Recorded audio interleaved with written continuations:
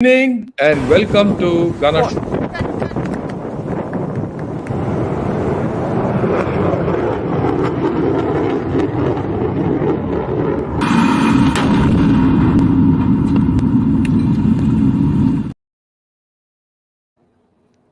आज हम बात करने वाले हैं पाकिस्तान का जो रिवाइवल हो रहा है या होने वाला है और जो आतंकी घटनाएं घटी हैं J&K के अंदर, इन दोनों के बारे में अब बात करेंगे। इनके पास क्या कनेक्शन है, क्या इफेक्ट होगा हमारे ऊपर, ये सब बात करेंगे।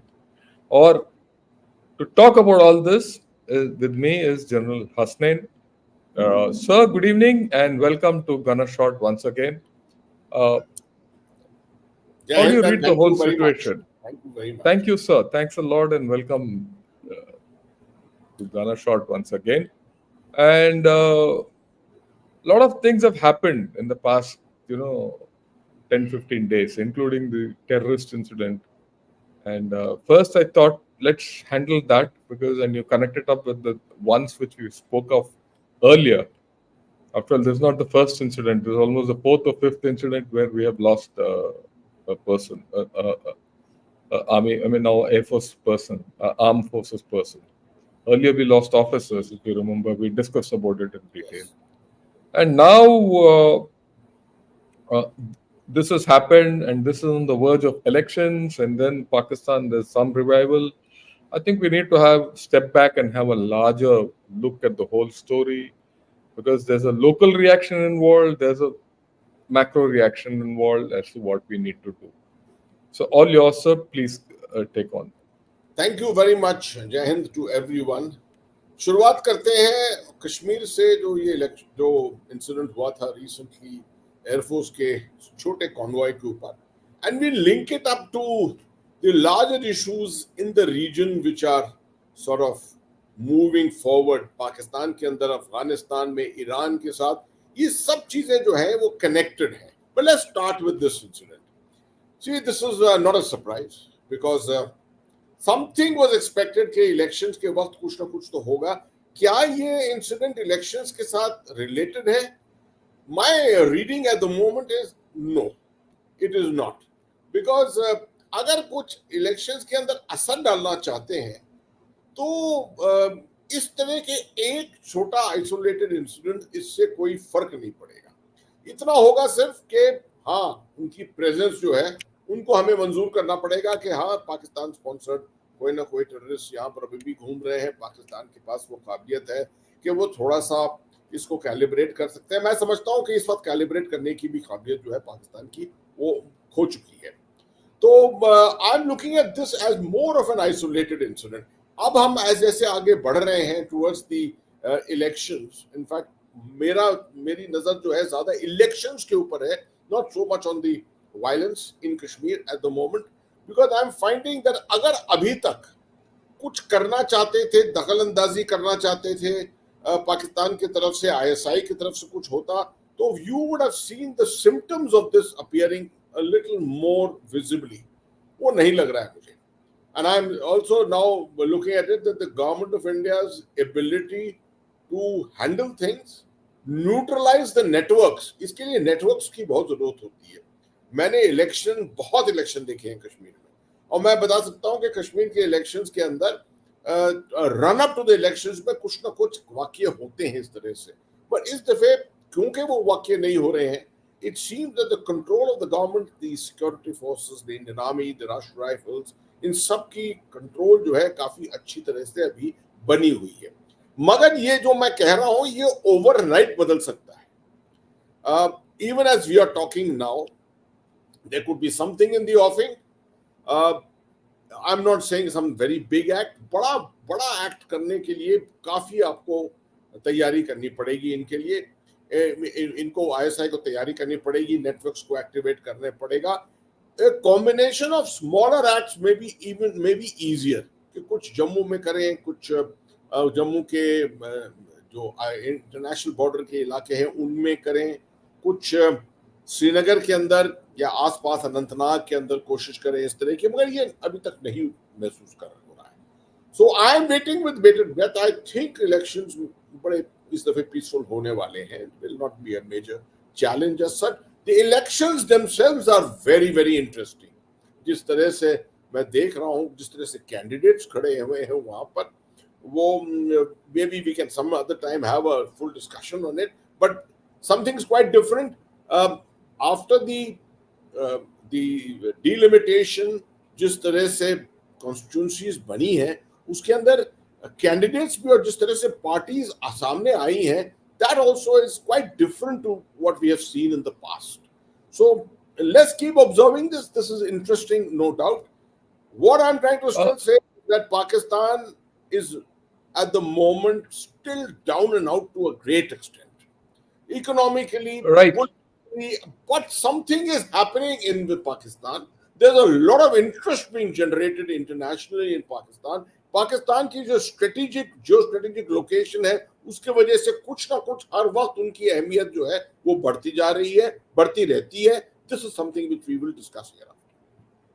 Right. So before we get into what is happening, in Pakistan और पाकिस्तान के इर्द-गिर्द क्या हो रहा है, आपने एक इंटरेस्टिंग बात बताया. ये अब की बार ये elections a little different after delimitation.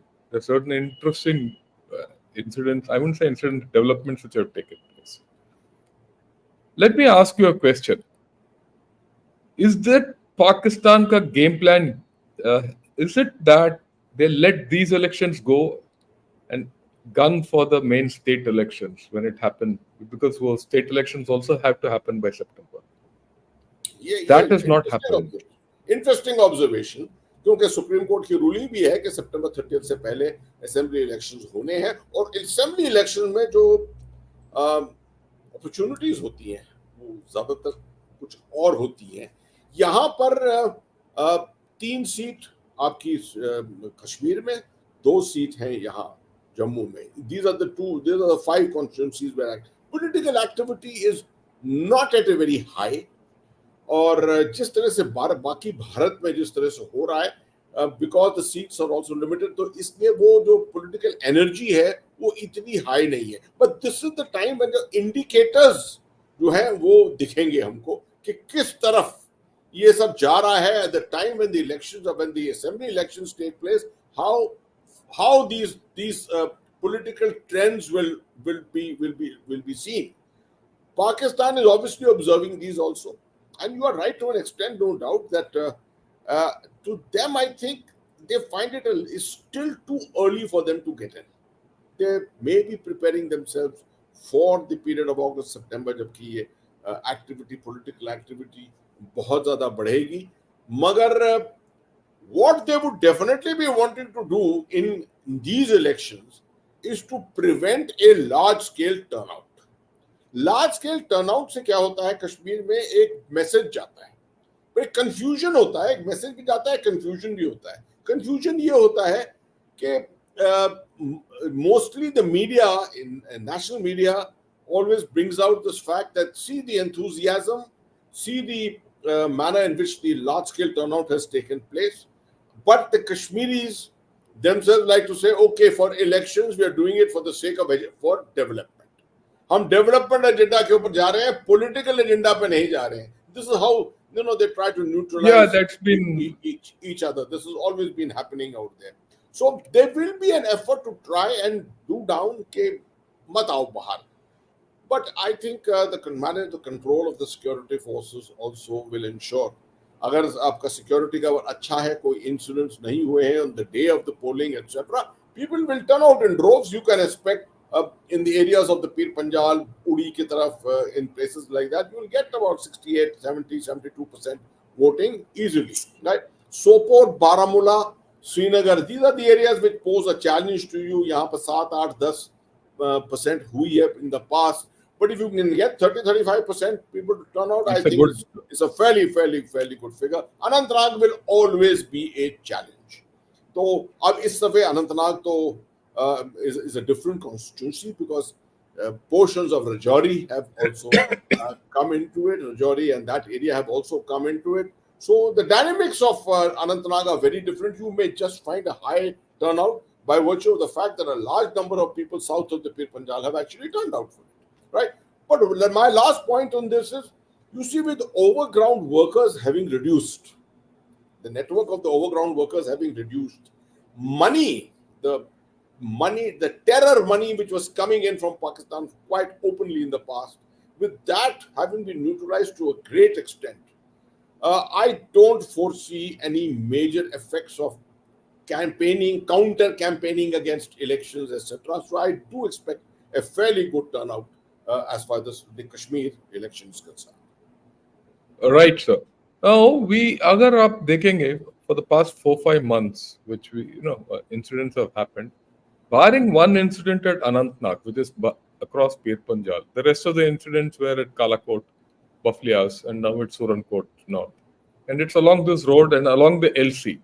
There's not much depth they've come in. So it gives some indications as to, look, they don't have the reach, but the infrastructure remains on their side. And now, of course, there are reports that there's one group loafing around in the jungles in the area of Rajouri. And there, in January itself, there are about 3 or 4 firefights which have happened. So there is some activity here. Right. Now I counter it with what is happening in POK. In the POK, for the past 3-4 months, every second, third, fourth, fifth day, we hear of some unrest. And at this point of time, there are there's major unrest happening in POK.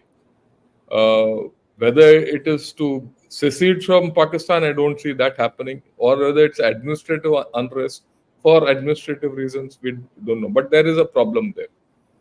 So is there a connection? Do you draw some connection between those unrests which are happening in POK, the terrorist bases which are still intact, and the shallow problem which we are facing? And the fact that, okay, they've let this round of elections go and they're waiting for the next round of elections. Maybe perhaps we may be reading too much into it if we surmise completely with the narrative that you have just mentioned. I do feel at the moment the connect is not too intense. What's happened south of the Pir Panjal, incidentally, the latest incident which has happened, terrorist contact which has happened where 2 terrorists were killed, is actually in Kulgam, which is also not very far. It's on the nape. It's on the other side. It's on the nape of the Pir Panjal. So it is the Pir Panjal region which is basically the sanctuary at the moment, and this always happens when you find terrorists are under pressure. They have been sort of squeezed into this area from a terrain angle. It's the best area where small groups can survive for fairly long. So, to my mind, if they have to be active in the month of August, September, then obviously some elements of infiltration, some aspects of infiltration will probably take place at this time. It may not happen from the north. North is very, very marginal. It will happen from here. It will happen more from the Jammu region. And they will build up their human resources essentially to be able to be capable of re-establishing networks, reactivating the networks without overground workers, at least having those foreign elements with them who can go into the field and do this. Second thing you have to remember is that the terrorist infrastructure, which you just mentioned, the terrorist infrastructure in the built-up areas has eroded to a very great extent. The money has dried up, and so it's eroded to a great extent. As a result, if a village had 2 or 3 safe houses today, you don't find a single safe house in some villages at all. As a result, what has happened is that terrorists have to stay longer in the single safe houses in the built-up areas, so they don't want to stay there. They prefer staying in the upper reaches of the Pir Panjal or the jungles and places like that. This is purely what I'm talking is purely the tactical appreciation which I'm making for August, September. But as to the connect with POK definitely terrorist bases are very much there. Nothing has eroded. Pakistan intent has not eroded. If something has to be activated here, then obviously those terrorist bases have to be filled up. Preparations have to come now, March, in the month of May, because August is not too far. September is not too far whenever the elections are going to be held. It will take time. Infiltration will take time if you want to build up some reasonable strength into these areas. So obviously those bases are being filled up at the moment. does that have a connect with what is happening inside POK in terms of the protests, etc.? Too early to say. I don't want to surmise immediately, because what I've seen over the period of time is that POK has protests from time to time, but definitely a certain lack of effective leadership, which prevents this from going to the next level at most times. The Pakistan security forces managed to somehow, uh, come down, crunch on these protests. And you'll find invariably, whenever something is taking off, it will come to an end. And internationally, there is really no interest in it. We have not been able to generate that kind of an interest in POK, or perhaps it's not in our interest at this particular moment. We want our portion of Kashmir to stabilize fully. Then we can look at POK at whatever time. At best of things, POK remains a political issue for elections. Once in a while, talking about it to enthuse the Indian public, etc. But a focused kind of a plan for POK, perhaps to my mind, really doesn't exist at the moment, and we needn't be so bothered about it in the short term. But we should be interested definitely in the establishment of an effective leadership there, which will ultimately take on the cudgels on our behalf there itself and be able to sustain a movement. If a movement is if it has to be effective, this movement has to sustain for some time. To the success of Pakistan, what they have been able to do so far is they have not allowed this movement to come up, erupt into something which is politically still viable. It still remains bits and pieces, kind of protests from here and there. I hope these protests here can go to the next level. It would be very heartening to see that. But at the moment, it doesn't seem to be. So before I get into the other things, the next question is there a case for us to keep the pot boiling? Once our own elections finish, some kind of a political outreach, keep the whole thing there so that they're looking inward in the near this thing, and then that leads us to denial of basis this side, and our elections go through till September. And that, I think, that effort has to start immediately. That is something which we have to do. There is no doubt about it that the amount of interest being taken from our side, POK, has gone up probably many times over. Earlier, it was only lip service. You just spoke about it and nothing else. Today, perhaps we are doing much more from a social, from a angle of media, etc. At least to keep it visible in the public space.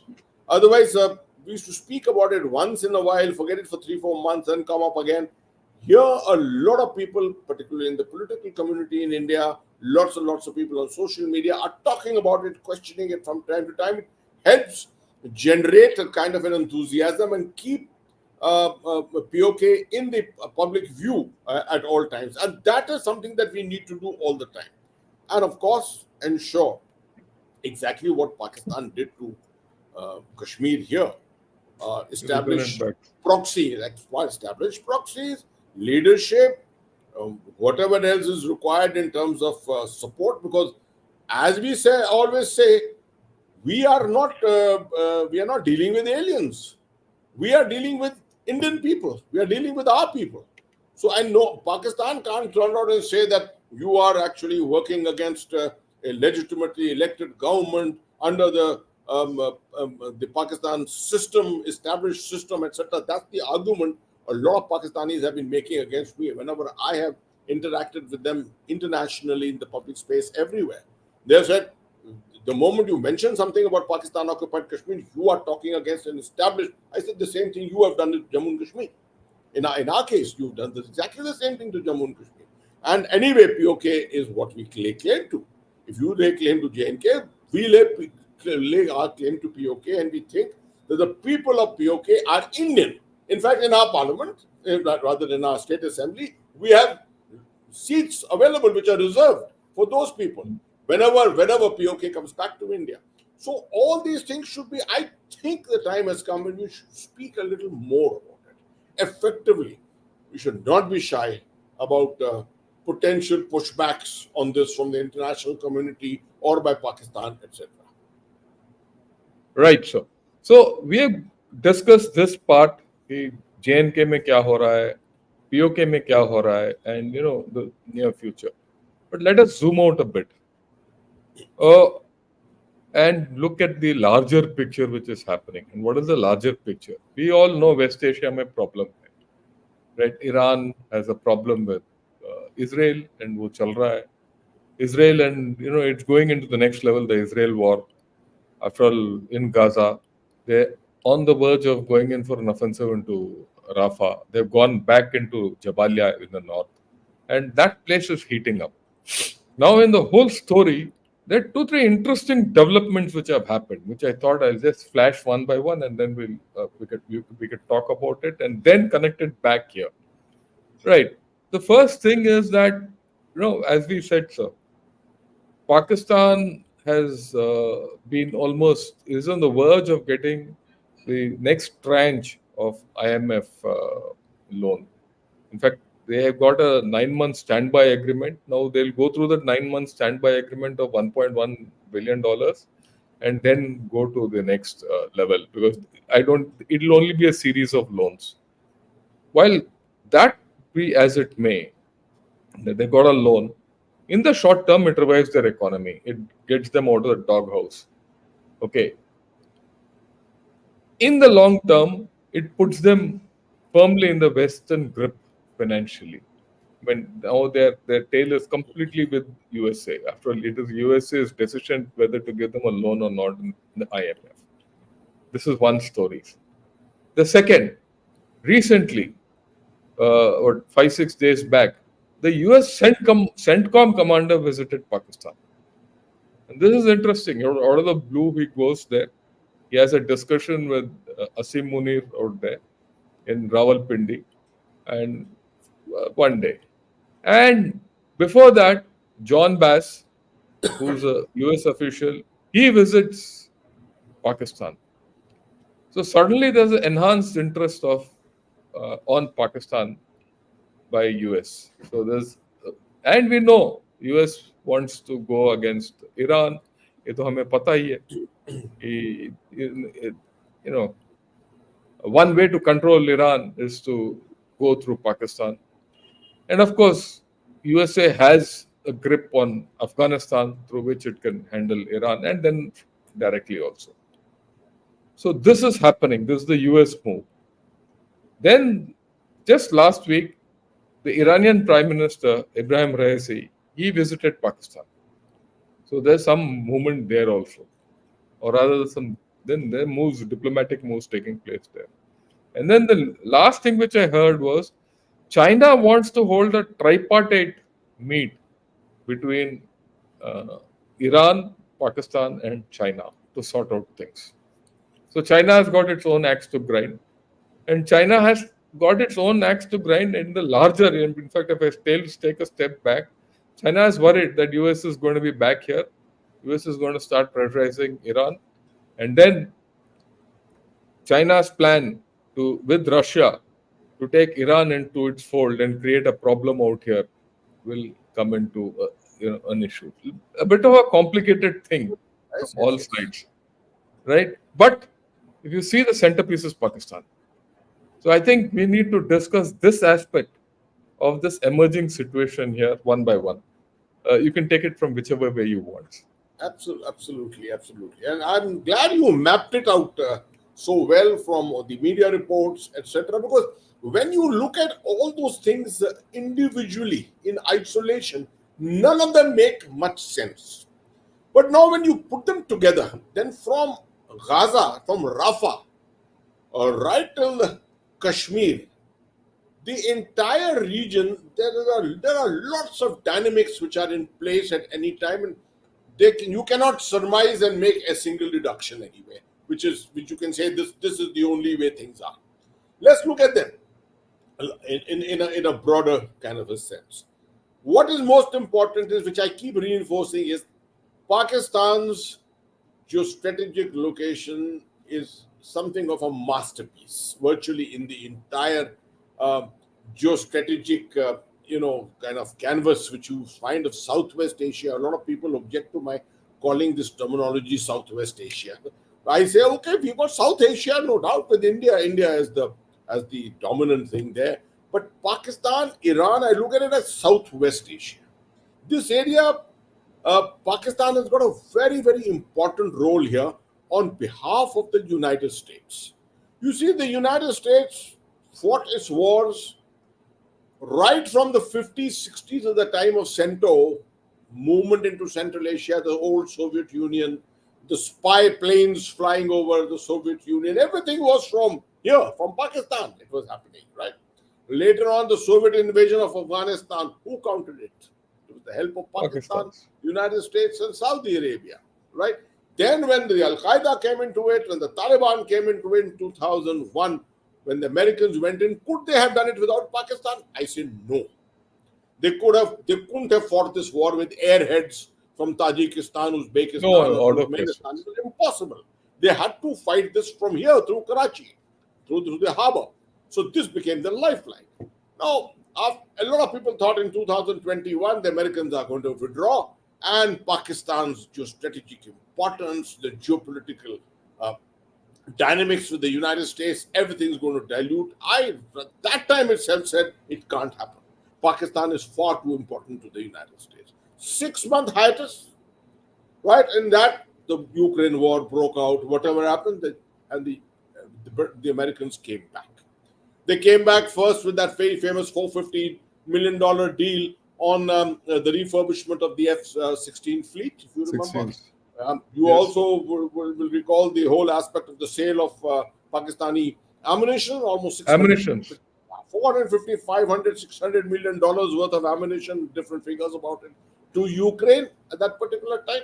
So, Pakistan, China's best friend, right? Okay, good relationship with Russia, right? And yet they were selling their ammunition for whatever it was worth to Ukraine to make up some amount of funding which was there at that time. Right?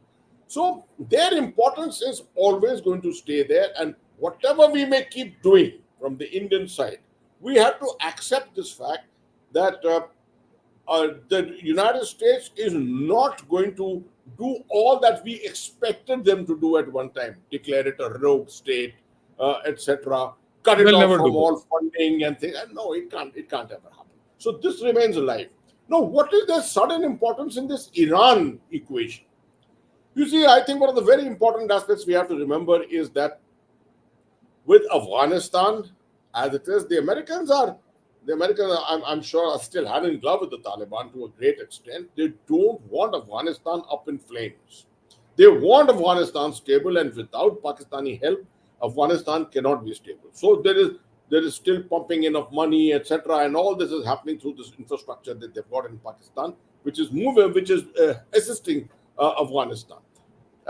This is the area which is east of Iran, the Iranian east of Iran. So obviously Pakistan, Afghanistan put together puts a tremendous amount of pressure from the other side, while you have Saudi Arabia and the entire Gulf region, on the Persian Gulf region on the other side. So Iran is virtually squeezed.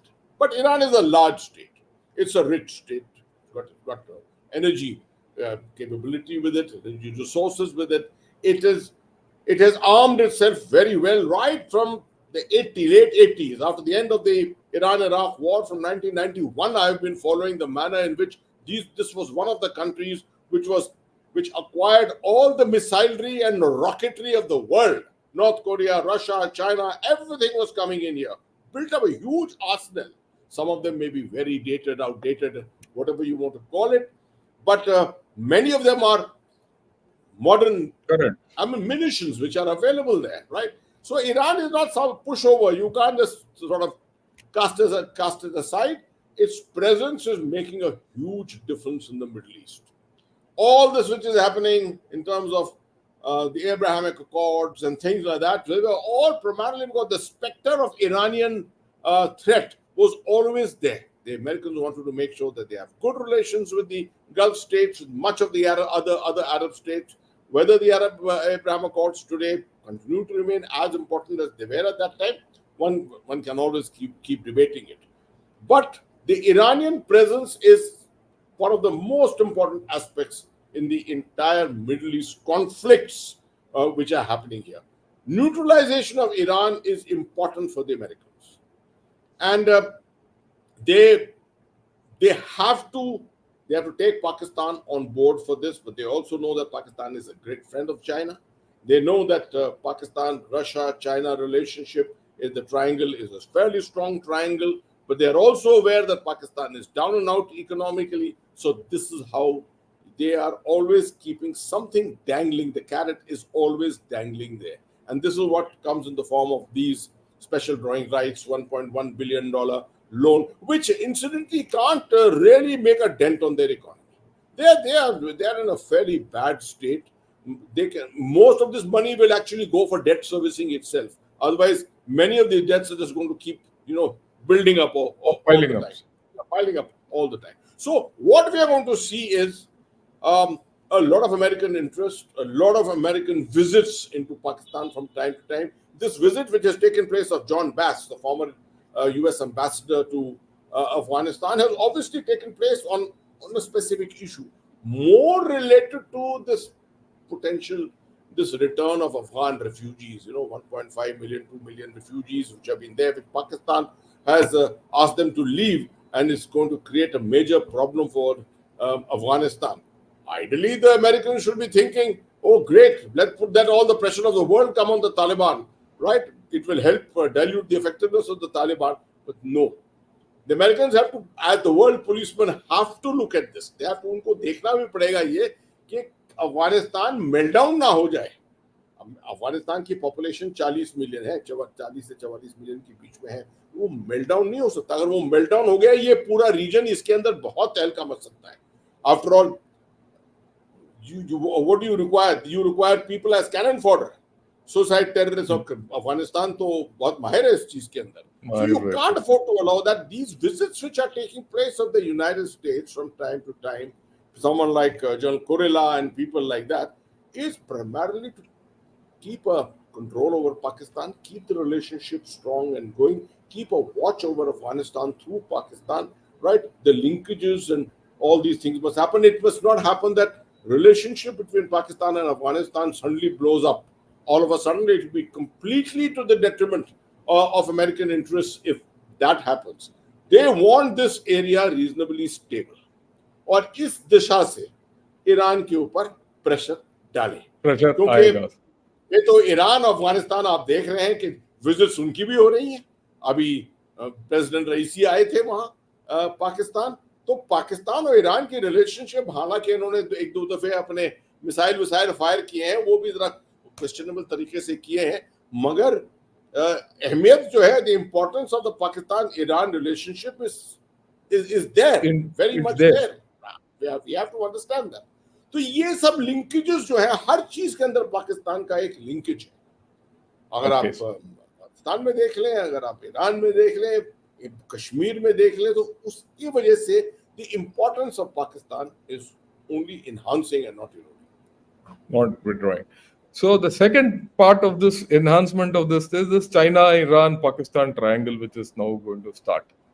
And with it, Russia also. Of course, Pakistan is playing a double game. Whether you call it a double game or it's getting squeezed, that's a different story. Iska ahemiyat kya hai? Basically, I mean, the way I look at it, sir, China wants to ensure that Iran gets a free hand and doesn't come under American pressure through Pakistan, so that it can act the way it wants in the Middle East.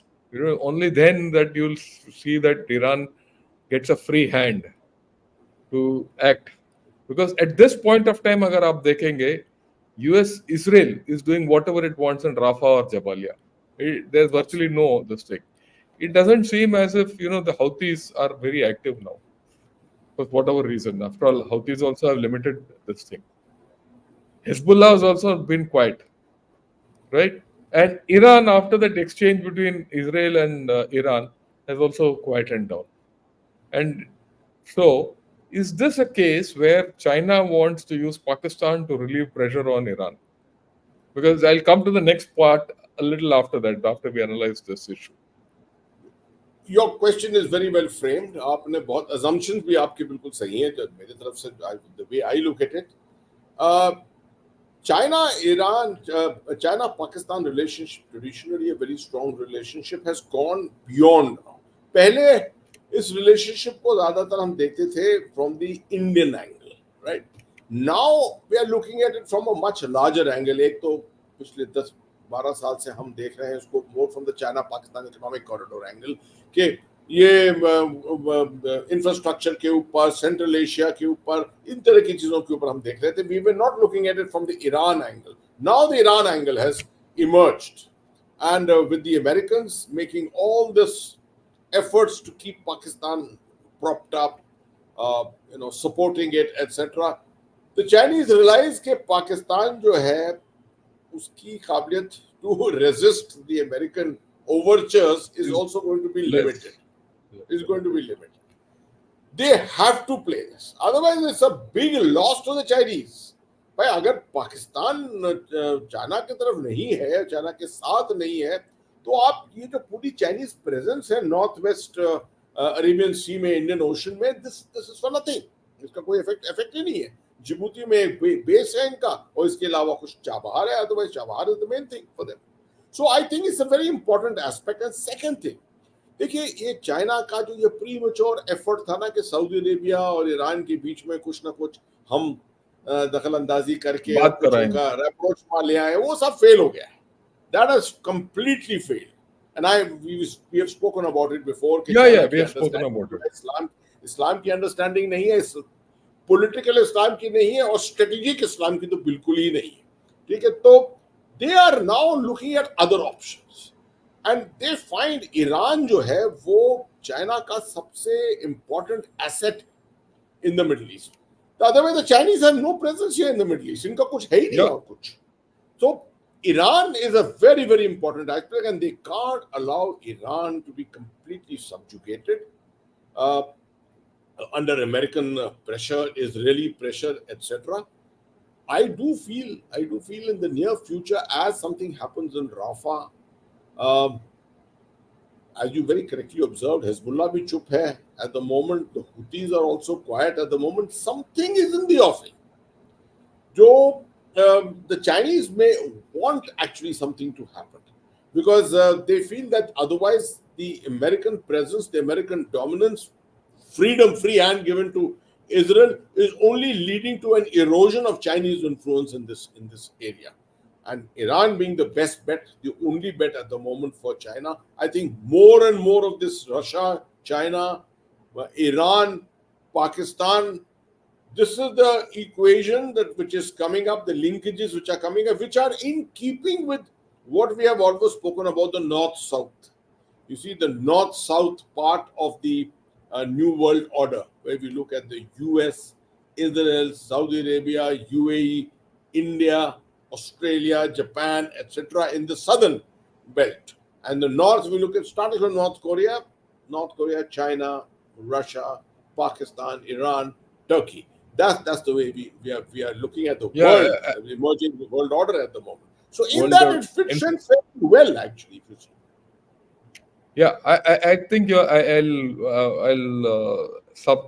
add to what you said. In another show which I was doing with General Raj Shukla, the thing which came out is there's a new terminology which we bumped into, or rather we called it cryptic. Cryptic is China, Russia, Yemen. Yemen is part of that deal, right?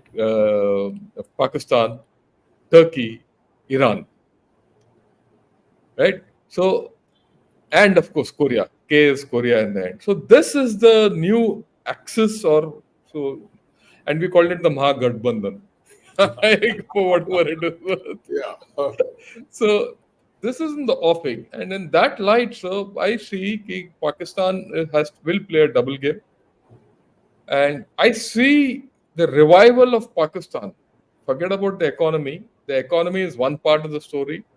And we all know that the army is not bothered about the economy of the country. It is going in for submarines. It is in fact exporting its aircraft, whatever it is making under license from China. Just yes. Yeah. right? It's getting 8 Hangar submarines from China. So the military aspect of Pakistan is not down and out. And politically, they've come back into relevance the way it is. I suppose in a month or so, they're going to be completely back in the game. I will not give more than that, maybe 2 months, but they have to be back in the game because whatever happens in Israel and Gaza is going to have a effect out here. The point I'm trying to make, I'm now getting you back into this thing. Will this give a opportunity for Pakistan? It gives a political leeway or a geopolitical leeway for Pakistan to do what it wants in Kashmir. Because for USA, they'll say, okay, let Pakistan do whatever it wants, a little thing. India can handle it. For China, whatever Pakistan can do against India is a bonus, right? And while we keep Pakistan on our side firmly to pressurize Iran and want to relieve Iran. So in this thing, whole story, is there a chance of Pakistan revival its story in J&K? Thank you. Very, very interestingly put and very interesting observations. May I start by mentioning that Pakistan जो है, it is like a hinge on which much of this world order is actually swinging at the moment. It is the common factor.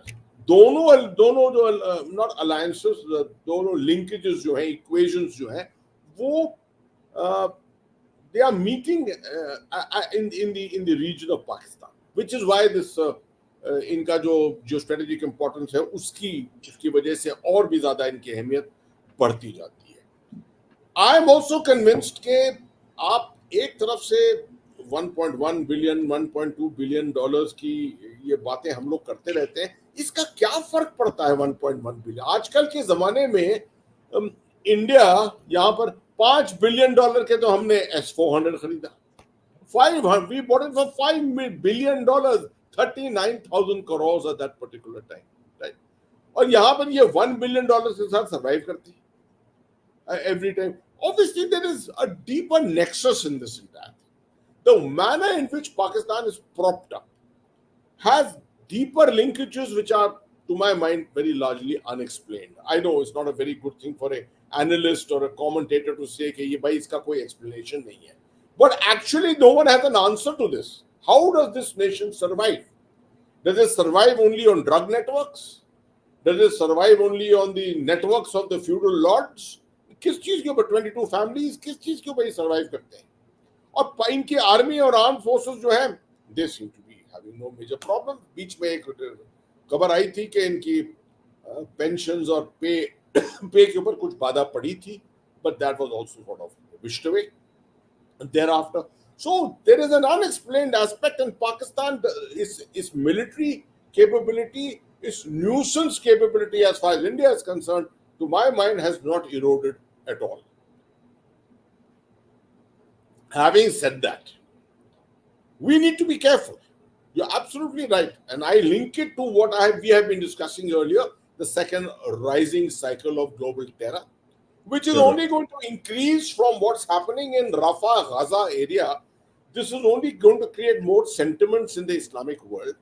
What we had thought was a dilution of radical Islam, etc., that is not going to. We are not going to see too importance of that very much in the future. This is only going to enhance what we have seen in Central Asia, what we've seen with the Moscow terrorist attack, the rise of ISIS, coming back of the ISIS. That all these pointers, it's very, very clear that इसका जो eastward march है Middle East से पूरा, it is once again advancing into Afghanistan, into western portions of Pakistan, to a revisit of what happened in the 80s and the 90s. So we can't be content. We can't be content here. And the Americans are fully aware of this. One of the major reasons जो Americans कर रहे हैं ये पाकिस्तान के साथ, propping them up and this and that, इसकी एक वजह यही है कि somewhere this has to be stopped. Otherwise, you are going to go back to what happened and probably culminate in a 9/11 or something like that in the future. And with all the technologies going up, AI की जो है जिस तरह से बढ़ रहा है, etc., the capabilities of terrorists are going to exponentially expand. It's not going to be easy to be able to counter this in the next cycle. तो हमें तो बहुत ख्याल रखना चाहिए. Let not anyone sort of sit back and say Kashmir जो है बिल्कुल जम्मू कश्मीर पंजाब everything is इसका future तो अब क्योंकि Article 370 has been removed etc. Now the problem is behind us. No, there are many more problems which are ahead of us. तभी मैं I think in your program I've said it, I've written it many times. ये business जो आप सोचते हैं ना, जो लोग कभी कभी सिक्योरिटी की बातें करते हैं और कहते हैं कि अब तो खत्म हो गया, राष्ट्र राइफल्स को इरोड खत्म करो, नॉर्दर्न बॉर्डर्स पे भेज दो, हमारा जितना पाकिस्तान के खिलाफ इंफ्रास्ट्रक्चर है, हमारी ऑर्बिटिंग है, उसको बदल के अब सब फोकस जो है वो पूरा नॉर्दर्न बॉर्डर पे कर दो. I think this is the worst thing you can do. I think we need to remain prepared for a fairly long period of time. Let's not just celebrate prematurely. Because as you just pointed out, all the linkages, these seem to be working out very negatively against us. Yeah, I think so, sir. I think this is something which is very important. और आज मैं सबको बताना चाहता हूँ कि ये आज हमारा डिस्कशन का मुद्दा यही है कि जो अगर हम सोचते हैं कि ये इक्का दुक्का कहानी है कि एक टेररिस्ट मारा गया या एक हमारा जवान का मृत्यु हो गया, एम्बुश हो गया, it's not so simple. We are on the verge of seeing Pakistan trying to revive itself. That's the first. The second, we are also seeing a very concerted effort by USA to revive Pakistan. We are also seeing a concerted effort by China to revive Pakistan. Now, this is going to have collateral effects on Pakistan and on Afghanistan. And this area will become turbulent as days go by. And what General Hasnain said, return of terror, which we have discussed on Gunner Shot only. We had a full session on return of terror, which is going to happen. So for all this, when all this is happening, one of the ways Pakistan will externalize, and after all, it's their life ambition, is to get into Kashmir. And of course, Punjab, with drugs and all that. So we have to be very careful. And that, I thought, was the main thing which I thought we wanted to put across. So with your permission, could we take some questions? Yes. Unless you have to say any other. I think we have made our point very strongly. हमने convey कर दिया है कि जो कुछ हो रहा है राफा से लेकर और पाकिस्तान तक, कश्मीर के बॉर्डर तक, इसका असर जो है ना, इसका ये जो it's a cauldron at the moment, और इसका असर जो है अल्टीमेटली पाकिस्तान के सेंट्रल एरियाज है, पाकिस्तान अफगानिस्तान के एरिया में बहुत ज्यादा असर होगा, और उसका असर जो है which invariably travels towards India. So we have to be very careful about that. Yeah. Improvements in ISR equipment and protocol, active local body participation, and faster QRT response gives us a relatively better position in the present to deal with threats. Your views? This question is tactical in nature, more tactical in nature. ठीक है, nothing wrong, of course, in it. We discuss everything, tactical, operational, and strategic. From a tactical angle, I can't disagree with you. आप एक चीज और याद रखिए कि infiltration के ऊपर बहुत कंट्रोल है. फेंस जो है, जिसने बहुत फर्क, फेंस जो है वो बहुत फर्क लाई है 2004 से लेकर अब तक. It has made a major difference, right? You're absolutely correct. ISR का इक्विपमेंट है, ड्रिल्स हमारी इंप्रूव हुई हैं बहुत हद तक, और एक और चीज जो which you must remember is के रिक्रूटमेंट के ऊपर बहुत पाबंदी डाली, एंड इसके लिए you have to credit the Jammu Kashmir police and local government, क्योंकि हालांकि ये मेलजोल का एफर्ट हुआ है, बट इस पे जम्मू कश्मीर पुलिस और लोकल गवर्नमेंट का जो है बहुत ज्यादा असर हुआ है. So everyone is playing his role. You see, the army is playing his role on the on the LC. पूरा जो काउंटर इन्फिल्ट्रेशन का ग्रिड है उसके ऊपर फर्क पड़ रहा है. The RR in the hinterland is ensuring dominance everywhere, except perhaps there are some little bit of lacunas maybe in the area of the Pir Panjal South, but those are also being ironed out at the moment. इस पूरे खेल में outreach to the people, winning hearts and minds is a, not the classic coin kind of a doctrine, but a mixture of coin and city operations together. इसके ऊपर बहुत emphasis हो रहा है, and I think the effect of that will be told on the elections. Turnout क्यों आप देखिए, अब आप, I'm sure, I hope I don't have to eat crow one day and come in the program and apologize कि मैं बिल्कुल गलत था, मगर मुझे लगता है कि turnout in the elections is turnout will be good, sir. I have no doubt. I mean, that's the history of J&K, and things are much better there now. Yes. He says your views on PM Modi's remark, as he told he has no significance of Pakistan in Indian mind space. That's what the remark he made on the Republic Day. Don't go too much by On this. remarks by Honorable Prime Minister or anyone at this particular time. A lot of things are told politically or to. What Prime Minister Modi is saying is absolutely correct, in the sense the manner in which we were obsessed with Pakistan some years ago, or why some years, in my time I remember the 90s, early part of the millennium, हम तो उठते थे सुबह, पाकिस्तान का नजर जो थी वो पाकिस्तान पे होती थी, न्यूज हम सुनते थे, सिर्फ पाकिस्तान की न्यूज सुनते थे. For someone like me, I was obsessed with Pakistan. ठीक है, वो जो है मेरे ख्याल में कुछ हद तक डाइल्यूट हुआ है, बिकॉज एक तो देखिए डेवलपमेंट हुआ है, और थ्रेट्स जो हैं वो चाइना से भी आई हैं, नॉर्दर्न बॉर्डर से भी आई हैं. ठीक है, तो हमारा थोड़ा बैलेंस हो गया है, our outlook towards international strategic affairs as such, and not so Pakistan centric. That is what the Prime Minister actually primarily meant. He is not telling you to take your eyes away from Pakistan. Prime Minister Modi understands national security, western borders को बहुत अच्छी तरह समझते हैं वो. So don't just go away by taking these triggers as some kind of a premature conclusions that we can make about them. Yeah, that's the most important thing. Don't take all these things at face value. Okay, we have a new member. Thanks a lot for joining in. Right now, yeah, there's a 1 minute, sir. Yeah. He says, I am from Africa. My ancestors left India in 1980s. I'm a Hindu and India is very dear to me. I come from P Guru's channel. Lakshan, thanks a lot for coming all the way from Africa and joining us. It does us a lot of honor and it keeps us connected with Africa. And I would like you to come and participate in this discussion more and get more of your friends over, right? And like I always keep saying, this channel is to democratize strategy. And unless people understand the strategic issues of this country, we will not rise as a nation. And that is the main thing. Yeah. Okay. There's a connecting which is connected, sir, with the last one, but we'll go over it. Any way to stop or eventually stop ambushes, lone wolf attacks?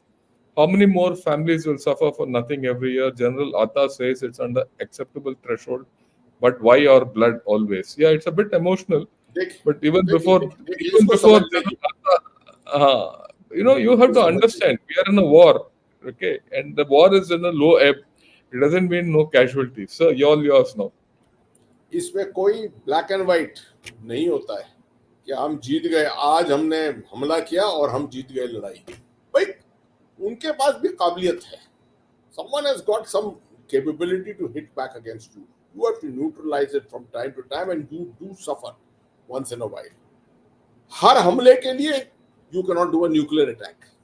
ये भी आप समझ सकते हैं. ठीक है, तो emotional होकर आप अगर स्ट्रेटेजिक अफेयर्स को देखेंगे, नेशनल सिक्योरिटी को नेशनल सिक्योरिटी को इमोटिव प्रिज्म से देखेंगे, तो आई एम सॉरी, आपके कंक्लूजन्स जो है, डिडक्शंस जो है, वो सही नहीं होंगे.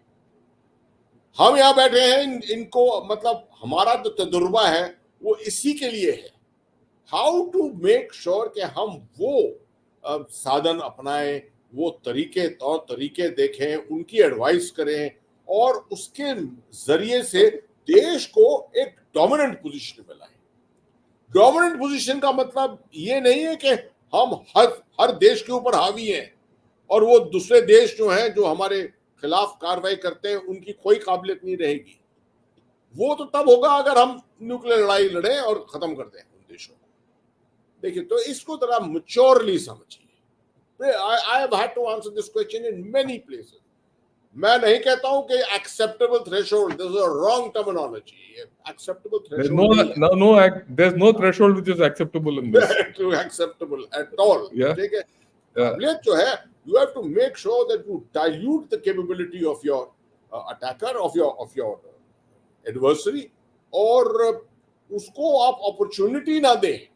इतनी आप अपनी सतर्क रखें अपने क्या होता है सर्वेलेंस को, अपने अर्ली विजन, अर्ली वार्निंग को, इंटेलिजेंस को, इन चीजों को, ताकि मगर तब भी दीज आर ह्यूमन एस्पेक्ट्स और उसके अंदर कुछ ना कुछ चिंक्स तो निकल आएंगे, कुछ ना कुछ वो एक्सप्लॉइट करेगा। आप 5 दफे उसको मारेंगे मगर वो एक दफे आपको अगर करेगा कुछ।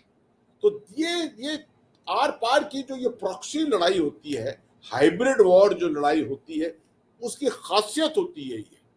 नहीं तो हर लड़ाई कन्वेंशनल लड़ाई होगी और कन्वेंशनल लड़ाई से आपको मालूम है कि क्या असर आपकी इकोनॉमी पे पड़ेगा। हमारा 2047 का जो विजन है, that has to be kept in mind. I am very very clear. I want to see my nation developed nation by 2047. जो प्राइम मिनिस्टर ने कहा है वो हमारा विजन है। ठीक है, Yeah, you need a peace dividend for that. Peace you need a dividend peace for that. dividend. For that. Absolutely. Okay. So he's got 3 questions which we'll take on one by one. Let's get down to business. High solar flares happened this week. From my previous observations, these terrorists misbehaved this time. This is a statement of fact. गर्मी हो जाता है ना इसीलिए. And ask, how does the Kuwait Tamir dissolving parliament change the dynamics of this region? And a thing is that I like how the Jordan king said, let them, Palestinians, sort out their own problems out and not place it on our shoulders. And this was a very mature statement. So your views on all this, sir. Let me look at the last one. That's the last one. I have been to Jordan myself. I have visited Jordan. I have met King Abdullah also. And King Abdullah is, to my mind, I met him 3 times. And I'm convinced by my interactions with him that he only looks at the good of the Arab people, international community. He is hugely against all aspects of radicalism. He wants his nation not to be used as a territory which can be exploited by radicals, terrorists, etc. If you remember, during the ISIS crisis, Jordan's territory was negatively used tremendously by ISIS itself. King Abdullah has always wanted to sort of project that within Islam, the radical street is only pulling down all of us, all people around the world, not just only people who follow the faith of Islam, but everyone around the world, and they are the ones who need to be neutralized. Now, he obviously understands that much of this comes from this ongoing conflict, which is happening there, right? But what's happening in Palestine at the moment can't be left to the region itself. There are humanitarian values. There are various aspects which the international community recognizes is not perhaps doing sufficient at the moment. It is at the moment helpless to perhaps do very much. So these kind of statements have to be seen with a pinch of salt, because all of us agree about one thing: कि जो 7 अक्टूबर को हमला हुआ, what happened on 7th of October in southern Gaza was something despicable. Absolutely, it was a terrorist act which was despicable. But at the same time, in the same breath, you have to say the killing of 35,000 innocent Palestinians cannot be justified either, right? So we, as a member of a very, very responsible nation, right, India, which is respected the world over, which remains equidistant in most issues, most problems, whose sage advice is taken at many times, I think we continue to believe this aspect, and we do not support any kind of violence which leads to unnecessary loss of innocent lives.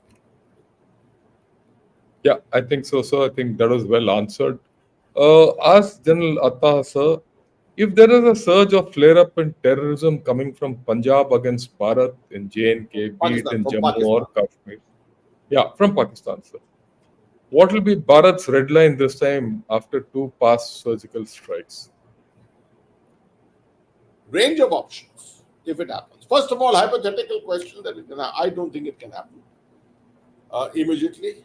I mean, in the very near foreseeable future, for various reasons.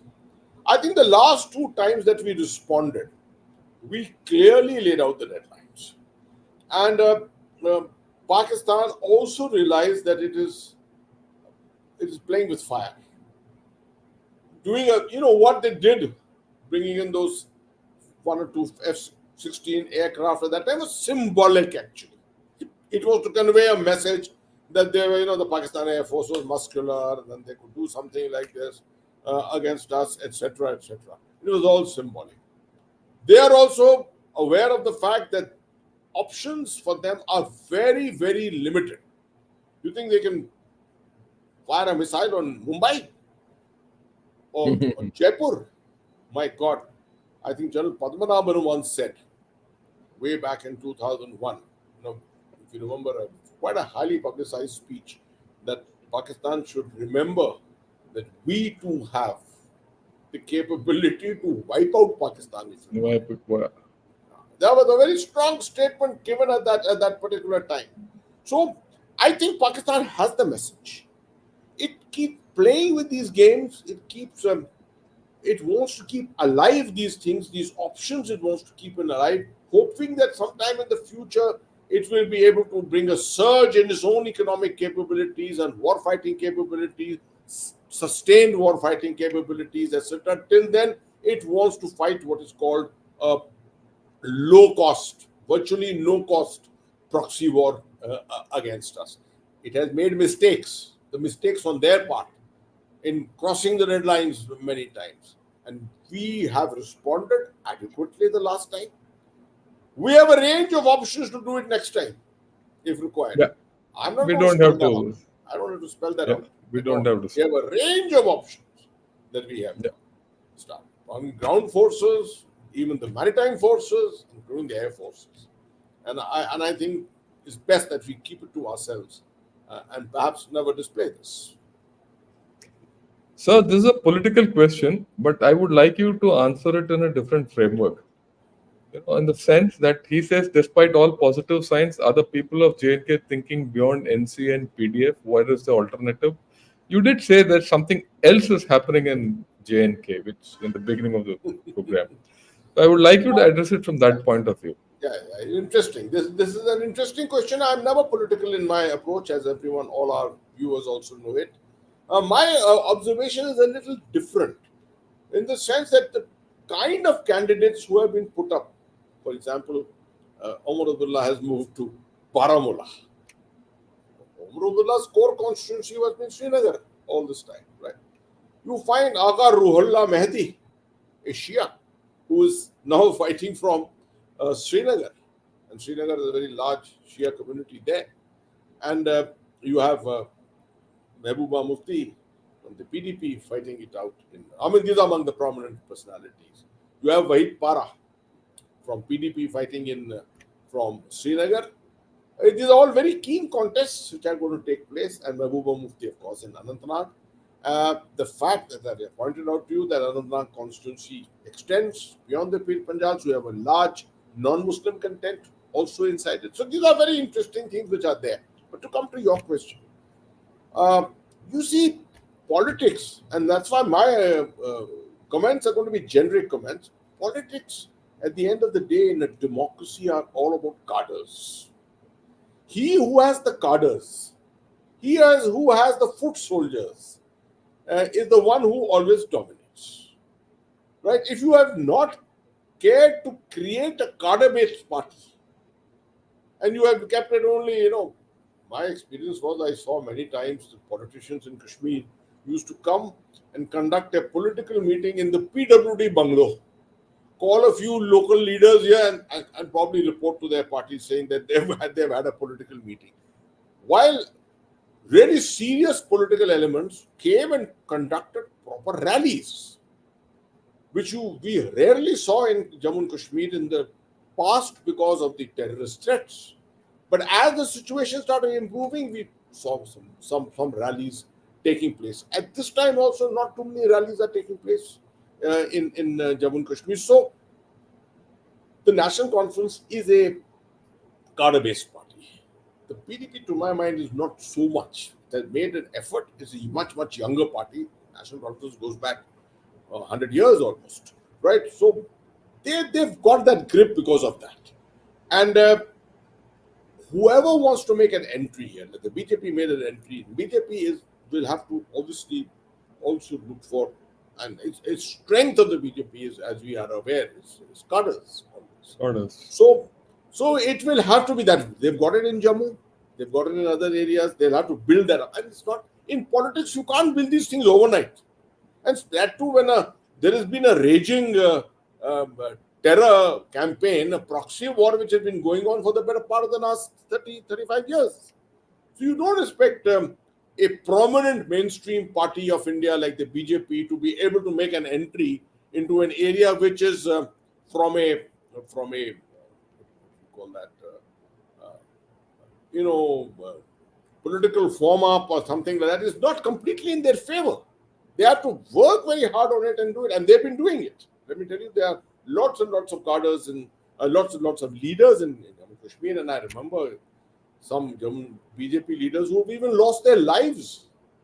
I remember a prominent BJP leader who was standing for elections in 1999 was blown up in an IED attack somewhere around Bijbehara. So these things are there. It will take time. It will take time. If Kashmir is peaceful, completely peaceful, I anticipate that this thing will increase. Indian democracy is strong, and the democratic credentials bring this kind of a approach to the fore. If the whole aspect of cadres, which I have just explained to you, without democracy, it won't happen. But with a strong democracy the way we are, I'm sure there will be a surge if peace persists in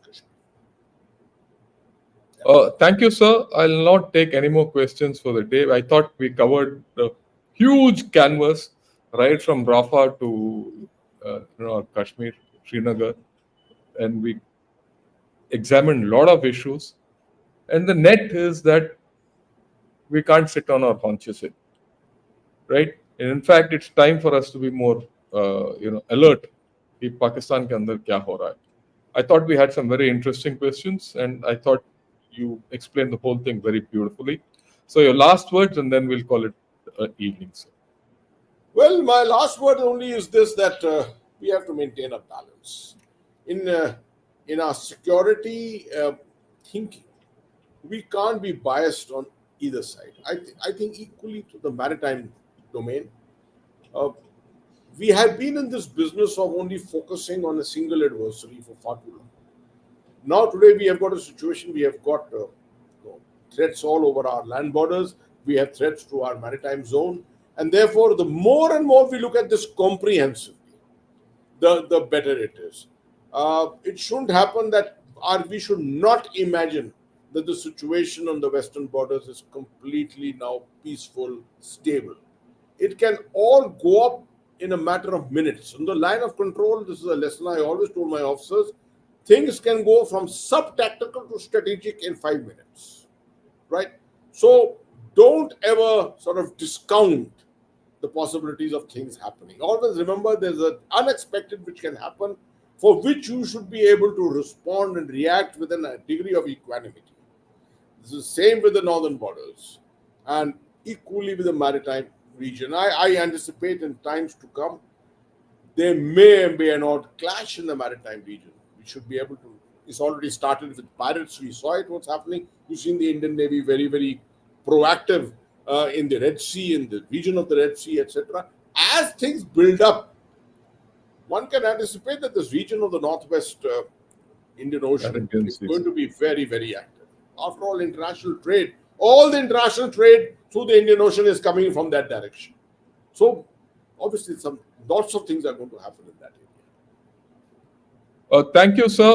Before I close, मैं सबको बताना चाहता हूँ, around 24th, 25th of this month, I'm going to start a series on technology and war.